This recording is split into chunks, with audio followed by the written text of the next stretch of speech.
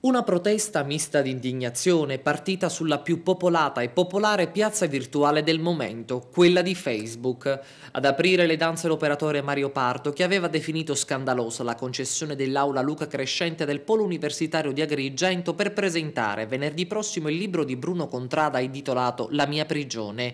E via via un fiume di commenti e prese di posizione.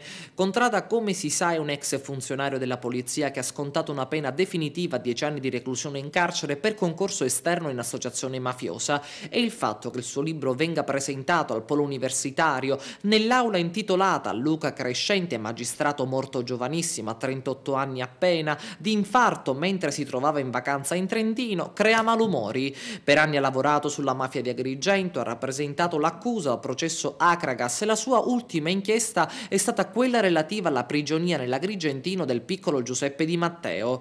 Ad indignarsi colleghi di lavoro di Luca Crescente, ma soprattutto Milena Marino, la moglie, che ha colto la notizia con stupore e sdegno, dichiarando: «Credevo che quell'istituzione volesse consegnare la memoria di un uomo che aveva sacrificato la sua giovane vita alla giustizia». Ha detto: «Mi chiedo francamente che senso abbia avuto scegliere di consentire in un'aula dedicata ad un magistrato la presentazione di un libro che ripercorre una storia riproposta da un uomo che per lo Stato italiano è responsabile di gravi crimini accertati definitivamente». Ed è intervenuta anche la DDA di Palermo con il procuratore aggiunto Vittorio Teresi, che accusa senza mezzi termini il presidente della provincia Dorsi.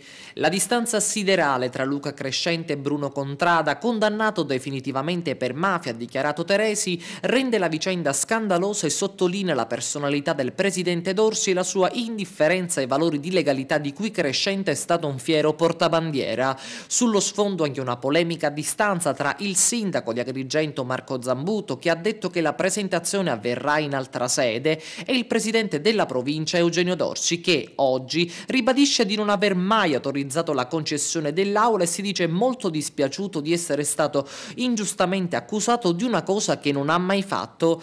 Allarga le braccia anche Maria Immordino, presidente del consorzio universitario, che dichiara di non aver mai concesso la propria aula per la presentazione del libro di Contrada.